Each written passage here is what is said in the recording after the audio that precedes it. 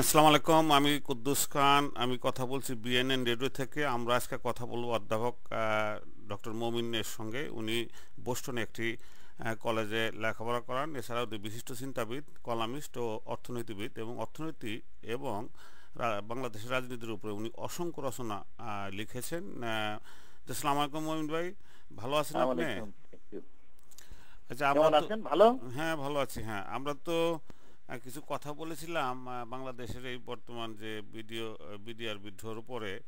এখন কিছু প্রশ্ন এসেছে যে শেখ হাসিনা বিষয়টাকে ঠিক মতো হ্যান্ডেল করতে পারে নাই। তার কিন্তু বিশ্বের কোথাও কোনো হস্টেজ বা মিউটনি এত আপনার অল্প সময়ের মধ্যে, এত কম লক্ষ্যের মধ্যে সমাধা হয়নি। আমি দুই একটা এক্সাম্পল আপনাকে দিই।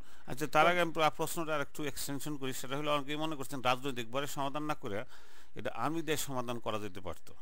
আপনি প্রশ্নের সাথে এটা উত্তর দেন। না, আমার মনে হয় যেটা ভালো সেইভাবে সমাধান করতে হবে। এবং হাসিনা সরকার তৎকালীন সময়ে যে সমস্ত তথ্য পেয়েছেন তার প্রেক্ষিতে যে সমাধানটা করেছেন এটা অত্যন্ত উত্তম সমাধান। কারণ যদি অল্টারনেটিভ গুলো দেখেন, মনে করেন আর্মি পাঠায় দিলেন অসাল্ট করার জন্য, অ্যাসল্ট করলে it would have taken enough time এবং তাতে লক্ষ্য অনেক বেশি হতো। এনাফ টাইম এই জন্য বলছি যে ওরা যারা ওখানে মিউটিনি করেছে তারা খালি ধমক পেয়েই চলে যেত না, ঘর বাড়ি ভেঙেছে। আমার সেই পরিপ্রেক্ষিতে যেগুলো আমরা ইতিহাস দেখি উন্নত দেশে এবং অনুন্নত উন্নয়নশীল দেশগুলোতে, এবং যেগুলো হস্টেজ ক্রাইসিস মেট আপ হয়েছে সোফার, সেইগুলোতে দেখা যাচ্ছে যে হাসিনা যেটা করেছেন সেইটা বিশ্বের মধ্যে আই শুড সে সবচেয়ে তড়িৎ বেগে সমাধান করেছেন এবং লক্ষ্যও রিলেটিভলি কম হয়েছে। এখন লক্ষ্য যদি বলেন, আমরা উই আর সো সরি যে আমাদের অত্যন্ত নাম করা এবং ওয়েল ট্রেন মানুষের করের পয়সায় যারা ট্রেন প্রাপ্ত হয়েছে সে বিরাট সংখ্যক একটা আর্মি মারা গেছে। আপনার প্রায় 64 জন লোক মারা গেছেন। It is so sad for the nation. কিন্তু যে অ্যাসাল্ট করলে এদের বাঁচানো যেত, ইউ ক্যানট গ্যারান্টি দ্যাট। হয়তো বা আরো যারা বেঁচেছেন তারাও সব মারা যেত, তাতে আমাদের ক্ষতির পরিমাণটা হয়তো আরো বাড়তো। আমার সেই দৃষ্টিতে মনে হয় দিস অ্যারেঞ্জমেন্ট যিনি উনি করেছেন সেইটা খুব ভালো, উত্তম হয়েছে। হয়তো আজকে হবে না, 10 বছর পরে পিপুল উইল রিয়েলাইজ ইট। যেভাবে পানি চুক্তি উনি করার সময় হইচই করা হলো, কিন্তু পরে দেখা যাচ্ছে it was one of the best thing she did, mature decision she did. তো এইভাবে আমাদের দেশে আপনার আমরা তো ভাবাবেগে থাকি, তার ফলে we do not realise.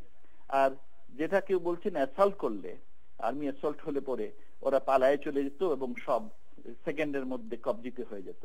I have ইতিহাস দিয়ে বিশ্লেষণ করি, তথ্যগুলো সংগ্রহ করি, তাহলে it does not say so. দেশের এই ক্রান্তি লগ্নে ওনার লিডারশিপ, দেশের একটা সাংঘাতিক ক্রাইসিস মুভমেন্ট, এই মুভমেন্ট ওনার লিডারশিপটাকে এবং কোন ভাবে দেখেন? কোনটা? এই দেশের যে ক্রাইসিস, ট্রেমেন্ডাস ক্রাইসিস মুভমেন্ট চলছে আর কি, বিতর্ক চলছে, আরবিদের মধ্যে অসন্তোষ, এই ক্রাইসিসের সময় শেখ হাসিনার নেতৃত্বটা আপনি কোন ভাবে দেখেন? আপনি যদি দেখেন আর্মি ন্যাচারালি লোক মারা গেছে, আমরা সবাই অসন্তুষ্ট। তারপরে উনি আর্মি যতি গিয়েছিলেন, 1200 আর্মি অফিসার ছিলেন, তাদের কাছে গিয়েছেন, তাদের দুঃখের কথা বলেছেন, তাদের মানে জিনিসগুলো বলেছেন। But Hasina showed maturity and leadership. এইরকম একটা অবস্থায় she maintain cool head, political লিডারের মতো, জাতীয় নেতার মতো। I think she rose to the occasion. I think the way she is handling it. তাহলে আপনি বলতে যাচ্ছেন যে, তবে আপনি হয়তো বলতে পারেন কিছু মন্ত্রী বেশি বকবক করতেছেন, দ্যাট মে বি ট্রু। ওদের আরেকটু না, গণতন্ত্র তো হইতেই পারে, গণতন্ত্র তো না, গণতন্ত্র তো সব মানুষটা আপনি কন্ট্রোল করতে পারবেন না, তাই তো গণতন্ত্র। না, কন্ট্রোল তো করতেই পারবেন না, নো ওয়ে। এবং কন্ট্রোল করা ঠিক না, কারণ অন্যরা যখন কথাবার্তা বলেন তখন আপনার দুর্বলতাগুলো প্রকাশ পেলে পরে then you can handle it better. অনেকগুলো চ্যালেঞ্জ নিয়েছেন, বুঝছেন। দেখেন আপনি if you look at it, she has taken lot of challenges. যুদ্ধ অপরাধের বিচার, আপনার বঙ্গবন্ধুর বিচার, তারপরে 4 নেতার বিচার, তারপরে দুর্নীতি যারা করেছেন তাদের টাকা পয়সা ফেরত নেবেন, একাধিক প্রোগ্রাম নিয়েছেন। These are challenges. আমাদের ইন্টেলিজেন্স ফেইলিয়র, বিরাট রকমের ফেইলিয়র হয়েছে বলে আমরা এখনো শুনতে পাচ্ছি। আসলে তারা কি তথ্য দিয়েছেন আমরা জানি না, কিন্তু পাবলিকলি কোনো খবর আমরা পাইনি। এই ক্ষেত্রে I think there is a scope to reorganize the intelligence agencies of Bangladesh. যে হাসিনা সরকার কি আমি বিভিন্ন ক্ষেত্রে যদি বিশ্লেষণ করি, মনে করেন এনার্জি এফিসিয়েন্সিতে, জিনিসপত্রের দাম কমানোর ক্ষেত্রে। আগের সরকার, হাসিনার আগের সরকার যখন এফডিআই, ফরেন ডিরেক্ট ইনভেস্টমেন্ট অনেক বেড়ে যায়, যেমন American foreign investment, I can say about it, হাসিনার আগে মাত্র $25 মিলিয়ন ছিল। হাসিনার 96 সরকার আসার পরে it went to $750 million. It shoot up. Not only that, তারপরে প্রেসিডেন্ট ক্লিনটনও ভিজিট করলেন, এখানে একটা বাংলাদেশ ককাস তৈরি হলো, কংগ্রেগেশনাল ককাস তৈরি হলো। Why? Because they found there was maturity in her decision. Maturity like পানি চুক্তি, শান্তি চুক্তি, এগুলো maturity. GDP growth rate in the history of Bangladesh during hard time was the highest on an average. এইগুলোতে লোক তো আর চোখ বন্ধ করে থাকে না, দেখলো যে বাংলাদেশ ইজ বিকামিং, অফকোর্স মানুষের প্রত্যাশা অনেক বেড়ে গেছে, সেই প্রত্যাশা অনুযায়ী হয়তো স্থগিতাবেগে কাজগুলো হচ্ছে না, but you have to give time.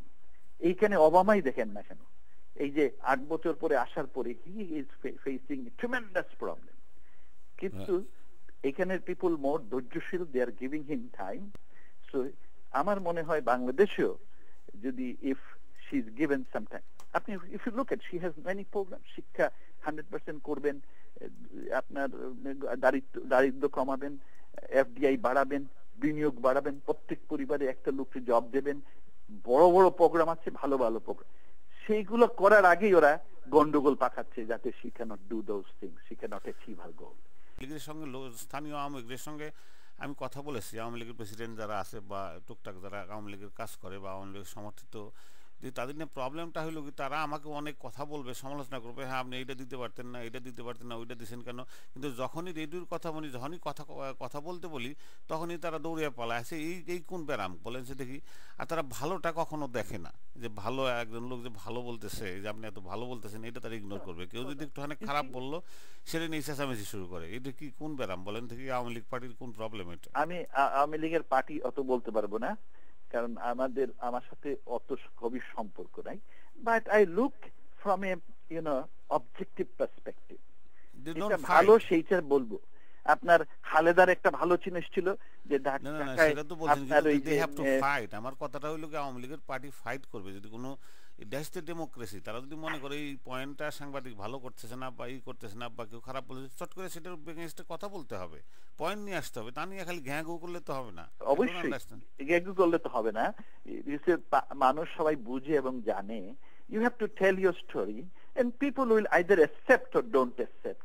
না না, ইউজুয়ালি পিপল অ্যাকসেপ্ট ইট, যদি স্টোরিটা বলা যায়, কিন্তু নির্ভর হয় জনগণ নরমালি এটা অ্যাকসেপ্ট করে।